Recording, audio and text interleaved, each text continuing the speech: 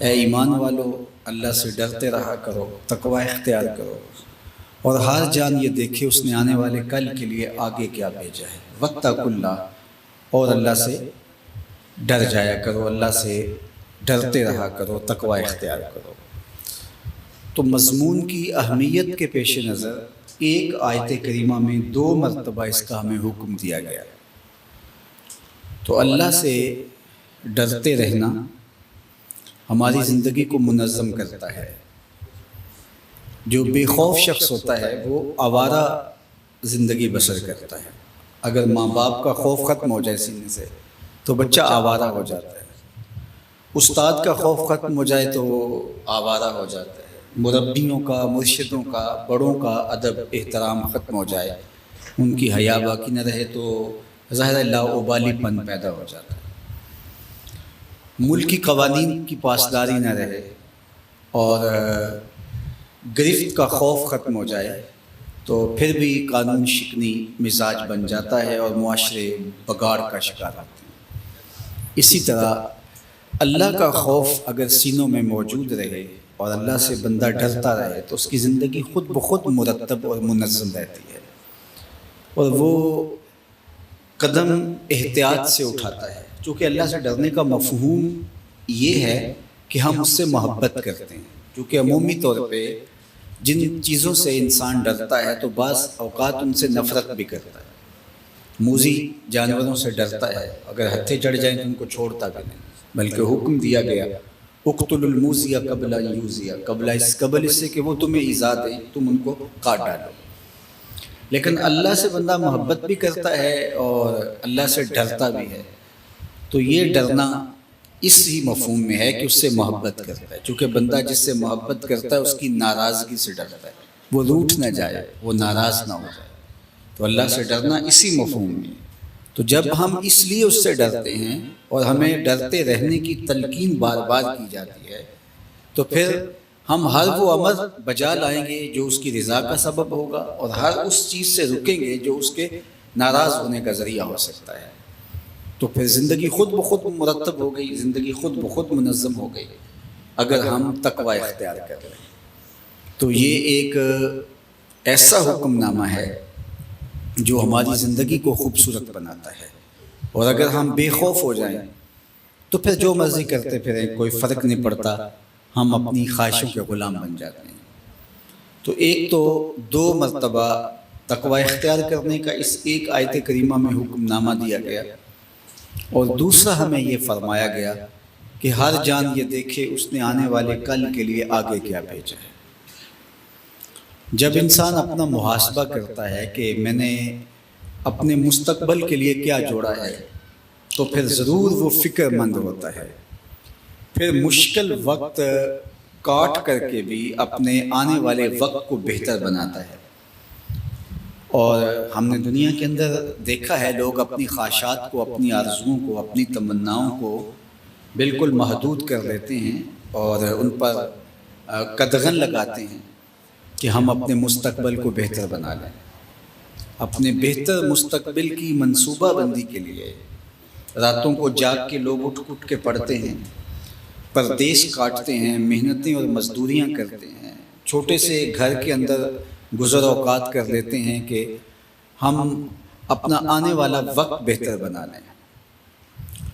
دنیا کے مختلف ممالک میں آنا جانا رہتا ہے، تو ایک دفعہ میں اٹلی میں گیا تو وہاں کچھ لوگ، یہ بالکل ہماری ہمسائیگی میں منڈی بہاؤالدین کے لوگ تھے، تو کہنے لگے کہ آپ ہمارے ہاں آئیے۔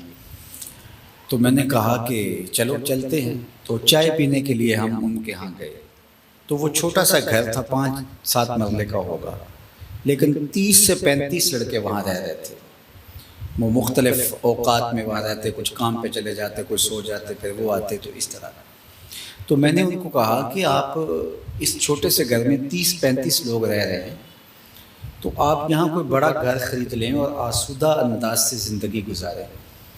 تو وہ مجھے کہنے لگے کہ حضرت آپ اگر کبھی وہاں جائیں ہمارے علاقے میں تو وہاں ہمارے 6-6 کنال کے گھر بن رہے ہیں، یہاں جیسے تیسے ہم گزارا کر رہے ہیں، یہاں ہم عیش کرنے تھوڑے آئے ہیں، یہاں تو کمائی کرنے آئے ہیں، اور جہاں ہم نے پھر جانا ہے وہاں کے لیے ہم یہاں سے پیسے کما کے تو وہاں ہمارے 6 کنال کے بنگلے بن رہے ہیں۔ تو میں نے کہا یہی تو میں سمجھانے آیا ہوں کہ جہاں جتنا رہنا ہو وہاں اس حساب سے انتظام کیا جاتا ہے۔ تو یہ بات ذہن میں رکھیے گا کہ یہ دنیا آخرت کی کھیتی ہے۔ بوائی کا موسم ہے، آخرت کٹائی کا موسم ہے، اور بوائی کے موسم میں جو کسان مٹی سے مٹی ہو جاتا ہے تو کٹائی کے موسم میں فصل بھی وہی اٹھاتا ہے۔ اور جو بوائی کے موسم میں کبھی صبح کے وقت اٹھ کے کھیتوں میں نہیں گیا، ہل نہیں چلایا، پانی نہیں دیا، سہاگا نہیں ڈالا، جڑی بوٹیاں تلف نہیں کی، تو کٹائی کے موسم میں وہ ہاتھ والے گا کچھ اس کے پاس نہیں ہوگا۔ تو بوائی کے موسم کے اندر محنت کٹائی کے موسم کی بہاریں نصیب کرتی ہے۔ تو یہ پوری زندگی ہماری بوائی کا موسم ہے اور آخرت کٹائی کا موسم ہے۔ تو بوائی کے موسم میں جو شخص محنت کر لے اور یہاں جیسے تیسے کاٹ لے، جہاں زندگی جس طرح سے گزرتی ہے آخرت کی قیمت پر دنیا کی زندگی نہ گزارے۔ ہمارا دین رہبانیت کا درس بھی نہیں دیتا کہ آپ ترک دنیا کر دو، کھانے پینے کی چیزیں میسر بھی ہوں تو کہو کہ میں نہیں کھاتا ہوں، یہ تو کوئی بات نہیں ہوئی۔ سواری موجود ہے تو کہو کہ نہیں میں پیدل چل کے جانا ہے، یہ تو کوئی بات نہیں ہے۔ لیکن آخرت کی قیمت پہ دنیا کی آسودگیاں حاصل نہیں کی جا سکتی۔ لیکن اگر اللہ ہمیں دنیا بھی دے، ہمیں آخرت بھی دے، تو وہ تو ہمیں طلب کرنے کا کہا گیا ہے۔ ربنا آتنا فی الدنیا حسنۃ وفی الآخرۃ حسنہ، یہ جہاں بھی اچھا ہو ہمارا وہ جہاں بھی اچھا ہو۔ لیکن اگر دونوں میں سے ایک کو اختیار کرنا پڑے، حالات آپ کو اس جگہ پہ کھڑے کر دے، تو پھر ترجیح ہماری آخرت ہی ہونی چاہیے، چونکہ بہتر، دائمی، نہ ختم ہونے والی ابدی اور سرمدی زندگی آخرت کی زندگی ہے۔ بل تؤثرون الحیات الدنیا والآخرۃ خیر وابقی، کہا تم جیتی دنیا کے پیچھے بھاگتے ہو، حالانکہ آخرت بہتر بھی ہے اور دائمی بھی ہے، نہ ختم ہونے والی زندگی۔ تو دانا شخص وہی ہے کہ جو اپنی اس زندگی کو بہتر کرتا ہے اور اس کے ساتھ ساتھ اگر یہ دنیا بھی بہتر ہو جاتی ہے تو یہ اس کا انکار نہیں ہے۔ لیکن آخرت کی قیمت پہ دنیا سنورتی ہے تو پھر اس سے بڑی حماقت اور کوئی نہیں ہے۔ تو اس لیے اس بوائی کے موسم میں ہم تخم عمل ڈالیں اور یہ دیکھیں کہ ہم نے آگے کیا بھیجا ہے۔ تو ہمارے رب نے ہم سے 2 مرتبہ اپنے سے ڈرنے کی تلقین کرتے ہوئے درمیان میں اس چیز کو ارشاد فرماتے ہوئے ہمارے سامنے رکھا، وَلْتَنْظُرْ نَفْسٌ مَا قَدَّمَتْ لِغَدٍ، ہر جان یہ دیکھے اس نے آنے والے کل کے لیے آگے کیا بھیجا ہے۔ آقا کریم علیہ السلام نے ارشاد فرمایا جب کوئی شخص فوت ہوتا ہے تو لوگ یہ بات کر رہے ہوتے ہیں کہ اس نے پیچھے کیا چھوڑا، اور فرشتے یہ بات کر رہے ہوتے ہیں اس نے آگے کیا بھیجا۔ تو اصل وہ ہے جو ہم آگے بھیج سکے، اصل ہمارا وہ ہے، باقی مال تو بٹ جائے گا بھی، کفن بھی میلا نہیں ہوگا، وہ وارثوں کا ہے۔ تو جو آگے بھیج چکے وہی ہمارا ہے۔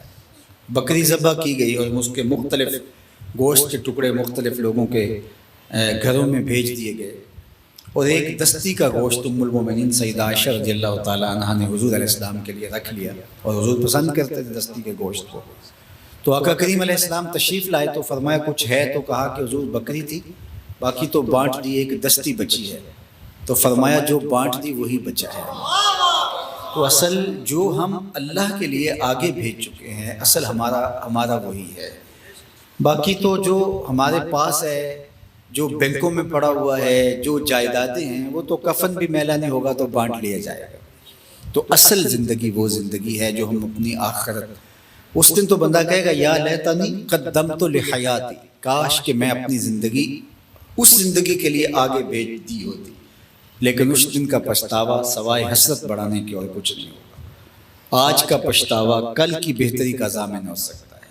آج اگر یہ سوچ آ جائے کہ میں اپنی آخرت سنوارنی ہے تو پھر کل کی بہتری کے لیے انسان کوشاں ہو جائے، لیکن یہ کل قیامت کے دن تو بدکار بھی یہ سوچے گا، حتیٰ کہ کافر بھی کہے گا یا لیتنی قدمت لحیاتی، میں نے وہ زندگی کے لیے گزاری ہوتی تو کیا اچھا ہوتا، لیکن پھر تو کوئی فائدہ نہیں ہوگا۔ تو آج کا یہ سوچنا اور یہ اٹھتے ہوئے جنازے، یہ پھیلی ہوئی قبریں، یہ ہم سے بچھڑتے ہوئے لوگ ہمیں یہ درس دیتے ہیں۔ اللہ تعالیٰ اگر چاہتا تو جس طرح اس نے قیامت کو رکھا ہے کہ قیامت ایک بار آئے گی، تو اس طرح موت بھی تو ایسے ہو سکتی تھی کہ یک بارگی آ جاتی سب لوگوں کی۔ بہت ساری مخلوقات ہیں اس نے یک بارگی پیدا کی اور یک بارگی فنا ہوں گی۔ پہاڑ جتنے پیدا کرنے تھے ایک بار پیدا کر دیے گئے اور ایک بار وہ پہاڑ ریزہ ریزہ ہو جائے گے۔ آسمان ایک بار بنا دیے گئے اور قیامت کے دن وہ ایک بار ہی لپیٹ لیے جائیں گے۔ زمین ایک بار ہی بنا دی گئی، قیامت کے دن زمین کو سمیٹ لیا جائے گا، لپیٹ لیا جائے گا۔ اللہ اکبر۔ تو بہت ساری ایسی چیزیں ہیں جو یک بارگی پیدا کی گئی اور یک بارگی ختم کر دی جائے گی۔ تو جتنے انسان دنیا پہ آنے تھے ایک بار ہی اللہ پیدا کر دیتا اور ایک بار ہی پھر آغوش موت میں اتر جاتے، لیکن ایسا اس نے نہیں کیا۔ اگر ایسا ہوتا تو لوگ موت کا انکار ہی کر دیتے، وہ کہتے موت ہوتی نہیں، کیونکہ اپنی آنکھوں کے سامنے کسی کو مرتا دیکھا نہیں ہوتا انہوں نے۔ تو پھر جس طرح آج لوگ معاد کا، آخرت کا انکار کرتے ہیں، تو وہ موت کا بھی انکار کر دیتے۔ لیکن آپ نے کوئی دھرم، کوئی عقیدہ، کوئی فرقہ، کوئی مذہب، کوئی گروہ، کوئی طبقہ نہیں دیکھا ہوگا جو موت کا انکار کرتا ہو۔ جو وجود باری کا انکار کرتے ہیں، موت کا وہ بھی اقرار کرتے ہیں، چونکہ ہم اپنی آنکھوں کے سامنے لوگوں کو مرتا ہوا، اپنے سے بچھڑتے ہوئے جنازے اٹھاتے ہیں، قبرستانوں میں لے جاتے ہیں، دفن کرتے ہیں، یہ قبریں موجود ہیں۔ تو اس لیے موت کا انکار نہیں ہے۔ تو یہ اللہ نے ایک نعمت کے طور پہ موت رکھی ہے تاکہ ہم دوسروں کو مرتا ہوا دیکھیں تو ہم خود جو ہے وہ تیار ہوں کہ ہم نے بھی اس راستے سے گزر کے جانا ہے۔ اور بعض اوقات ایسا ہوتا ہے کہ کوئی جواں میت ہو جائے تو مسجدوں کے نمازی بڑھ جاتے ہیں کہ یار دنیا کی بے ثباتی پر یقین اور زیادہ بڑھ جاتا ہے۔ تو اصل آخرت کی زندگی ہے۔ تو کہا کہ تم میں سے ہر کوئی یہ دیکھے اس نے آنے والے کل کے لیے آگے کیا بھیجا ہے۔ تو یہ جب سوچ انسان کے ساتھ جڑی رہتی ہے تو پھر وہ اپنی اس مختصر زندگی کو جو اللہ نے اس کو دی ہے وہ آخرت کے لیے گزارتا ہے۔ حضرت داتا گنج بخش علی حجویری علیہ رحمہ کے شیخ خطلی علیہ رحمہ فرماتے ہیں الدنیا یوم ولنا فیہا صوم، دنیا ایک دن ہے اور ہم اس کو روزہ رکھ کے گزار رہے ہیں۔ تو گزر تو جائے گی، جو روزہ رکھ کے دن گزارتا ہے دن تو اس کا بھی گزر ہی جاتا ہے۔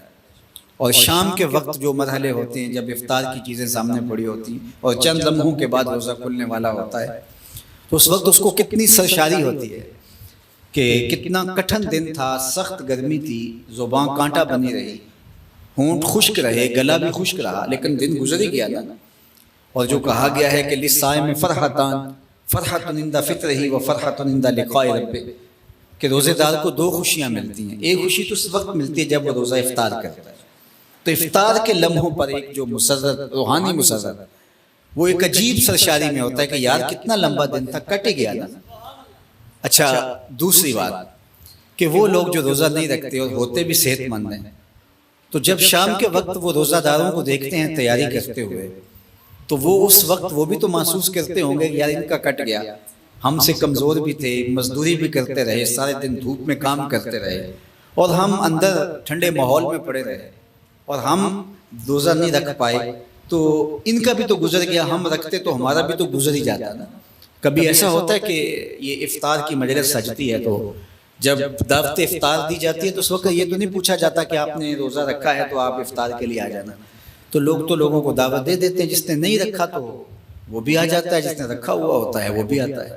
تو جب دسترخوان کے اوپر بیٹھے ہوتے ہیں اور روزہ افطار کرنے کی گھڑیاں قریب آتی ہیں تو جس طرح روزہ دار پر سرور و کیف کی کیفیت ہوتی ہے اور اس کو ایک عجیب فرحت، روحانی مسرت ہوتی ہے کہ اتنا لمبا دن گزر گیا اور میرے مالک نے مجھے توفیق دی، اسی طرح جس نے روزہ نہیں رکھا ہوتا وہ ایک عجیب دکھ میں اور ایک عجیب حسرت میں ہوتا ہے، ٹوٹ رہا ہوتا ہے اندر سے اضطراب اور بے چینی میں مبتلا ہوتا ہے کہ یہ میرے سامنے جو مزدور بیٹھا ہے، یہ سارا دن دھوپ میں کام کرتا رہا ہے، کمزور بھی ہے، تو اس نے رکھ لیا تو مجھے موت پڑتی تھی اگر میں بھی جو ہے وہ روزہ رکھ لیتا، صحت مند ہوں اور مجھے اللہ نے آسودگی بھی عطا کی ہے، اگرچہ نفس کا پھر غلبہ ہو جائے اور اگلے دن پھر وہی کھڑا ہو، لیکن اس وقت چند لمحوں کے لیے ضرور سوچتا ہے کہ دن تو یار اس کا بھی کٹ گیا، میرا بھی کٹ ہی جانا تھا۔ اور جو فرحت اس کو نصیب ہو رہی ہوتی ہے، وہ ساری چیزیں میسر ہونے کے باوجود بھی اور ان کو لینے کے باوجود بھی اس کو وہ فرحت محسوس نہیں ہو رہی ہوتی۔ اللہ اکبر۔ اسی طرح جو زندگی صالحیت کے اجالوں میں بسر کرتا ہے، رب کی فرما برداری میں بسر کرتا ہے، اللہ کی رضا میں زندگی گزارتا ہے، جب موت کی گھڑیاں آتی ہیں تو پھر وہ وصل کے لمحے اس کے لیے ہوتے ہیں، اور جو اپنی زندگی عیش و عشرت میں گزار چکا ہوتا ہے تو جب موت آتی ہے تو اس وقت اس کو سخت پچھتاوا ہوتا ہے، کاش کہ میری زندگی گزر گئی ہے، 100 سال بھی ہو تو گزر جائے، اور یہ پتہ نہیں چلتا کہ کتنا وقت ہے۔ جب پوچھا جائے گا کہ کتنا وقت زندگی کا گزار کے آئے ہو تو کہے گا کہ دن یا دن کا کچھ حصہ، یا ایک ایسا مکان تھا جس 2 دروازے تھے، ایک سے داخل ہوا اور دوسرے سے باہر آ گیا، اتنا ہی وقت لگا ہے۔ اور آخرت کا اگر موازنہ کیا جائے دنیا کی زندگی سے تو واقعی ایسا لگے گا۔ قرآن مجید نے یوم حشر کا بیان کرتے ہوئے ارشاد فرمایا مقدارہ 50,000 سنہ، جو قیامت کا دن ہے اس کی مقدار 50,000 سال کے برابر ہے۔ 50 سال کے نہیں، 100 سال کے نہیں، 50,000 سال کے برابر ایک دن حشر کا، اور یہ ساری دنیا 50-60 سال کی، یہ ساری زندگی 50 سال۔ تو جس طرح صحرا میں پڑا ہوا ذرہ ہوتا ہے، اس طرح ایک جو ہے وہ دنیا اس ایک دن کے مقابلے میں ہے۔ تو پھر پچھتاوا تو ہوگا کہ یہ اتنی بڑی کائنات، اتنا بڑا جہان، لیکن چونکہ دیکھا نہیں ہے اس لیے اس جہان کو سب کچھ سمجھ بیٹھے۔ جب بچہ شکم مادر میں ہوتا ہے تو 3 پردوں میں ملفوف ہوتا ہے، اور اس کا سر اس کی ٹانگوں میں ہوتا ہے، وہ رخ بھی سیدھا نہیں کر پاتا، لیکن وہ سمجھتا ہے کہ اس سے بڑا جہاں بھی ہو سکتا ہے۔ اور ولادت کے وقت وہ رو رہا ہوتا ہے کہ مجھے اس دنیا سے کدھر لے کے جا رہے ہو، اتنا بڑا جہاں۔ اور جب اس کراں تا بکراں پھیلی ہوئی کائنات کو دیکھتا ہے تو پھر وہ حیرت زدہ ہوتا جاتا ہے، جو آگے بڑھتا ہے کہ یہ اتنی بڑی دنیا، اتنا بڑا جہاں۔ تو جس طرح شکم مادر میں اس چھوٹی سی دنیا کو بہت بڑی کائنات سمجھتا تھا، اور اب اگر اس سے پوچھا جائے کہ وہ دنیا اور یہ دنیا، تو وہ ہنستا ہے کہ یہ آپ بتا رہے ہیں کہ میں سمجھتا تھا، تو کیسے میں سمجھ سکتا ہوں؟ تو اس طرح اب اس دنیا کو بڑی دنیا سمجھ رہے ہیں، اور جب آنکھ بند ہوگی تو وہ جب دنیا شروع ہوگی تو پھر وہ سمجھے گا کہ وہ کیا دنیا تھی، دنیا تو یہ ہے، وہ کیا زندگی تھی، زندگی تو یہ ہے۔ تو اس لیے سرخرو کامیاب اور بامراد وہ ہے جو اپنی آخرت کے لیے تیاری کرتا ہے۔ تو فرمایا میرے رب نے 2 مرتبہ اللہ سے ڈرنے کی تلقین کے ساتھ یہ حکم نامہ دیا کہ ہر جان یہ دیکھے اس نے آنے والے کل کے لیے آگے کیا بھیجا ہے۔ واتقوا اللہ، اور سن لو، اللہ اکبر، اللہ سے ڈرتے رہا کرو، ان اللہ خبیر بما تعملون، جو تم کرتے ہو تمہارا رب اس سے باخبر ہے، تم اس کی نظروں سے پوشیدہ نہیں ہو، تمہارے ایک ایک عمل کو، تمہاری ہر حرکت و سکنت کو، تمہارے رویوں کو، طرز زندگی کو، تمہارے مخفی اور تمہارے ظاہر کو وہ سب جانتا ہے، اس کی نظروں سے تم پوشیدہ نہیں ہو۔ تو ہر شے تشت ازبام ہونے والی ہے، اس کے سامنے آنے والی ہے۔ تو یہ مختصر زندگی صرف تھوڑی سی احتیاط سے گزارنے کی ضرورت ہے۔ میں اپنے دوستوں کو کہا کرتا ہوں کہ اگر اس دنیا کی زندگی کا حساب لگائیں تو یہ 50-60 سال کی زندگی ہے۔ حضور علیہ السلام کی امت کی عمریں 60 اور 70 سال کے درمیان ہے، تو 60 سال کی زندگی اگر آپ لگاتے ہیں تو ظاہر ہے دن میں 8 گھنٹے تو سوتے ہیں، تو 20 سال، تیسرا حصہ روز سوتے ہیں آپ، تو 20 سال تو یہ کٹ گئے، باقی 40 سال بچے۔ اس میں جو ہے وہ پہلے 12-13 سال جو بلوغت سے قبل کی زندگی ہے اس کا تو حساب کتاب نہیں ہے، تو 12-13 سال وہ کٹ گئے، اور بڑھاپے کے دھکے اور وہ 5-7 سال وہ نکال لیجئے۔ روزانہ کم از کم اگر 1 گھنٹہ بھی اگر واش روم میں گزاریں تو 2.5-3 سال تو یہ بھی گزر جاتے ہیں۔ تو میرے ایک دوست نے مجھے کہا کہ میں نے اندازہ کیا ہے ساری چیزیں نکال کے 17 سال بچتے ہیں۔ وہ یہ آپ قصاب کے پاس جائیں نا تو وہ کہتا ہے یہ کٹا اور یہ جو ہے وہ جانور یہ ہے تو ویسے 5 من کا ہے، لیکن جو صافی گوشت ہے وہ 3 من ہی نکلے گا، 2 من کچھ خون بہ جائے گا، کچھ انتڑیوں میں چلا جائے گا، کچھ پائے، کچھ سر چلا جائے گا، تو ہے تولنے میں 5 من کا ہے، لیکن جس کا صافی گوشت 3 من نکلے گا۔ تو زندگی دیکھنے میں تو 60 سال ہے، لیکن جو صافی زندگی بچتی ہے وہ 17 سال ہی بچتی ہے۔ تو جو پہلے بچپن کے بلوغت سے قبل کے 12-13 سال ان کی تو پوچھ ہی نہیں، بڑھاپے کے اندر مدہوشیاں آ گئی، تیسرا حصہ سو کے کاٹ دیا، کچھ واش روم میں گزر گیا، درمیان میں صرف 16-17 سال بچتے ہیں۔ یہی احتیاط سے نہیں گزرتے، یہ 16 سال ہی احتیاط سے گزارنے ہیں، یہی اللہ سے ڈر کے گزارنے ہیں، یہی سنبھل کے قدم رکھ کے گزارنے ہیں۔ یہ 16-17 سال اگر زندگی کے ہم نے احتیاط سے گزار دیے تو یہ جہاں بھی سونا، اگلا جہاں بھی سونا۔ لیکن یہ اگر 16 سال ہم نے 17 سال 18 سال 20 سال لگا لے، یہ کتنے ہوتے ہیں؟ آپ اگر اپنی زندگی کو دیکھیں، میں دیکھوں تو 50 سال بیت گئے، کوئی اور دیکھے کسی کے 60 سال، کسی کے 70 سال، کسی کے کتنے سال. تو یہ کل کی کہانی ہے نا. کل ہم گلیوں میں کھیل رہے تھے اور آج یہاں بیٹھے ہوئے چٹکی بجاتے ہوئے یہ 60 سال 70 سال 50 سال 25 سال جتنے بھی گزر گئے. تو جب 50 سال گزرتے ہوئے پتہ نہیں چلا کل کی کہانی ہے، تو جو بقیہ ہماری زندگی، ہمیں تو پتہ نہیں سانسیں بھی ہیں کہ نہیں، لیکن چلو اگر 60 سال ایوریج لگاتے ہیں، پھر بھی 10-15 سال اگر ہیں بھی، تو جب 50 سال گزرتے پتہ نہیں چلا تو 10-15 سال گزرتے کیسے پتہ چلے گا؟ تو پھر اس سے بڑی حماقت کوئی نہیں کہ ہم اپنی آخرت کو داؤ پہ لگا لیں. اس مختصر عارضی اور ختم ہونے والی زندگی جس کے اندر ہیں ہی مصیبتیں. آج کسی شخص کے پاس بیٹھ کے دیکھو کہ ہر کوئی بندہ دکھی، پریشان، اذیت میں مبتلا، وسواس میں مبتلا، اذیت میں مبتلا، عجیب قسم کے اندیشوں میں مبتلا، عدم اطمینان میں مبتلا ہر شخص نظر آئے گا. کسی کے چہرے کے اوپر وہ خوشی نظر نہیں آتی، خشونت ہے، اداسی ہے، بے چینی ہے، اضطراب ہے. اور یہ زندگی جو ہے اضطرابوں سے، دکھوں سے، اذیتوں سے، پریشانیوں سے بھری ہوئی ہے. اور یہ 15-16 سال اگر یہ تخت پہ بیٹھ کے بھی گزرتے ہوں، پھر بھی 15-16 سال یوں گزرتے ہیں. اور یہ تو ہے ہی دکھوں سے بھری ہوئی.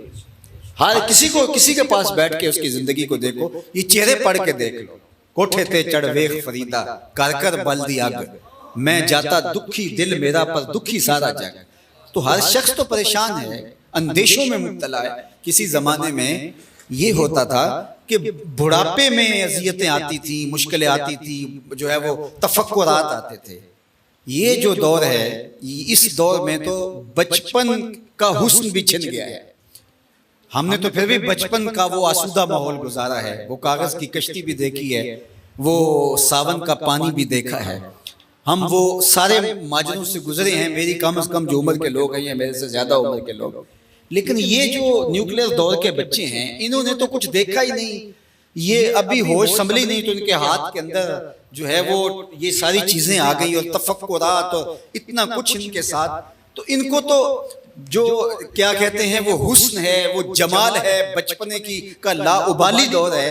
ان کا لا ابالی دور بھی نہیں آیا ہے. جو کہا گیا نا یوم یجل الولدان شیبا، کہ وہ قیامت کے نزدیک ہی ہوگا کہ پیدا ہوتا بچہ خوف قیامت سے بوڑھا ہو جائے گا، اس کے بال جو ہیں وہ سفید ہو جائیں گے.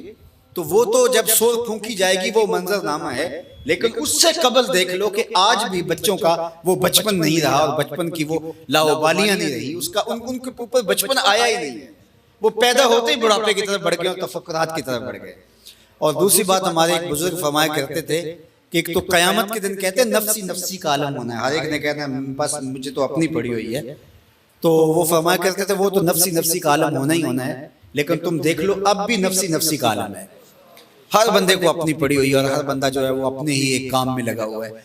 تو زندگی کا وہ حسن، وہ زندگی کا وہ جمال، وہ دیہاتی زندگی کا وہ حسن دیہاتوں میں بھی نہیں رہا، شہروں میں تو نہیں رہا، لیکن دیہاتی زندگی کا وہ لا ابالی پن وہ کچھ بھی باقی نہیں رہا. اپنے جل جانے کا بھی احساس نہیں تھا، جلتے ہوئے شعلوں کو چھیڑا کرتے تھے. اب تو ایک آنسو بھی باعث رسوائی ہے، بچپن میں جی بھر کے رویا کرتے تھے. تو اب تو وہ بچے سے بھی وہ چیزیں چھن گئی. تو مجھے بتاؤ کہ زندگی آئی کہاں؟ تو یہ ساری تفکرات سے لپٹی ہوئی زندگی ہے. اور اس کے اندر بھی جو بچتی ہے وہ 16-17 سال ہے. تو اگر یہ 16-17 سال ہی احتیاط سے گزر جائیں تو ساری زندگی گزر گئی. اسی کو گزارنا ہے، اور یہ گزر گئی تو خیر سے گزر گئی. لیکن ہم اس زندگی کو بھی کچھ حاصل بھی نہیں کر پاتے سوائے ٹینشنوں کے، پریشانیوں کے. کوئی تلذذ بھی زندگی کا نصیب نہیں ہو پاتا، اور زندگی گزار بھی دیتے ہیں اور گناہوں کو بھی مول لیتے ہیں. تو اس لیے میں اور آپ یہ سوچیں کہ ہم اس جہاں کے لیے اگر ہم اس کو سوچنے لگ جائیں گے تو یہ زندگی بھی پرسرور ہو جائے گی. جب یہ ہو کہ ہمارا مستقبل بن رہا ہے. دیکھیے جو بچہ ڈاکٹر بن رہا ہوتا ہے تو وہ شادیوں پہ بھی نہیں جا رہا ہوتا کہ میرے پیپر سر پہ میں نے شادی پہ نہیں جانا. اب شادی کسی ویلے بچے کو کہیں گھر کے بچے کو جو کر کچھ نہ رہا ہو کہ آپ شادی پہ نہیں جائیں گے، آپ ان جانوروں کو چارہ ڈالیں گے، تو وہ تو لڑائی ڈال لے گا. اور وہ بچہ جو اپنے مستقبل کے ہدف کو ذہن میں رکھے ہوئے شادیاں چھوڑ رہا ہے تو اس کو کوئی تکلیف نہیں ہوتی. اس کے ذہن میں ہدف ہے یہ تکلیف، شادی، خوشی پہ نہ جانا کوئی بات نہیں، میرا مستقبل تو ٹھیک ہو رہا ہے. اور جس کا مستقبل بھی ٹھیک نہیں ہو رہا تو اس کے لیے تھوڑی سی خوشی کا نام ملنا بے چین کر دیتا ہے۔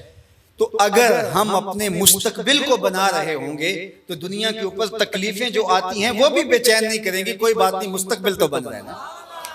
ورنہ دنیا کے اوپر جو محرومیاں ہیں، دنیا کے اوپر جو ہمیں کچھ چیزیں میسر نہیں ہیں، دولت نہیں ملی، خوشیاں نہیں ملی، یہ کچھ نہیں ملا، یہ کچھ نہیں ملا، وہ بھی ہمیں بے چین رکھے گا اور زندگی کا حسن بھی موجود نہیں رہے گا۔ اس لیے اس آخرت کی زندگی کو مطمع حیات بنانا چاہیے، مطمع نظر بنانا چاہیے۔ جب وہ ہمارا فوکس ہو جائے اور ہم اس کو بہتر کرنے کی تگ و دو میں، تردد میں، کوشش میں لگ جائیں تو پھر یہ دنیا کی زندگی کتنی بھی تلخ کیوں نہ ہو، یہ زندگی خوشگوار ہی خوشگوار ہے، اس لیے کہ ہم ایک ہدف کے لیے زندگی کو گزار رہے ہیں۔ تو سیدنا علی المرتضیٰ رضی اللہ تعالیٰ عنہ کا قول یاد آیا، فرمانے لگے جو اللہ کے دیے گئے تھوڑے رزق پہ راضی ہو گئے، حضور علیہ السلام کا فرمان بیان کرتے ہیں، جو اللہ کے دیے گئے تھوڑے رزق پہ راضی ہو جائے، اللہ اس کے تھوڑے عملوں پہ راضی ہو جائے گا۔ تو وہ پھر اس حالت کے اندر بھی، تکلیف کے اندر بھی، اذیت کے اندر بھی کہتا ہے کہ میرا بس میرا مالک مجھ سے راضی ہو جائے۔ تو فرمایا ہر جان یہ دیکھے اس نے آگے والے کل کے لیے، آنے والے کل کے لیے آگے کیا بھیجا ہے۔ ہم یہ سمجھتے ہیں کہ یہ دنیا کا مستقبل ہے اور وہ اس مستقبل کے لیے 30 40 سال ہم محنت کرتے ہیں کہ دنیا کا مستقبل ٹھیک ہو جائے۔ میں اس کی نفی نہیں کر رہا، لیکن اصل مستقبل وہ دنیا کا مستقبل یہ نہیں ہے، وہ آخرت کا مستقبل ہے۔ اس لیے خندق کھودتے صحابہ پر جب پیار آیا تو برجستہ یہی کہا، اے اللہ زندگی تو آخرت کی زندگی ہے، میرے انصار کو بھی بخش دے، میرے مہاجروں کو بھی بخش دے۔ تو اصل یہ ہے کہ وہ زندگی سور گئی تو یہ ساری تھکن اتر جائے گی۔ جب وہ زندگی سوری دکھائی گی تو یہ ساری تھکن اتر جائے گی، اور اگر وہ زندگی نہیں سوری تو یہ تخت پہ بیٹھ کے بھی گزاری تو پھر بھی اور زیادہ اذیتناک ہو جائے گی، اور زیادہ تکلیف دہ ہو جائے گی۔ اس لیے مجھے اور آپ کو اس آخرت کی زندگی کے لیے کوشاں ہونا چاہیے۔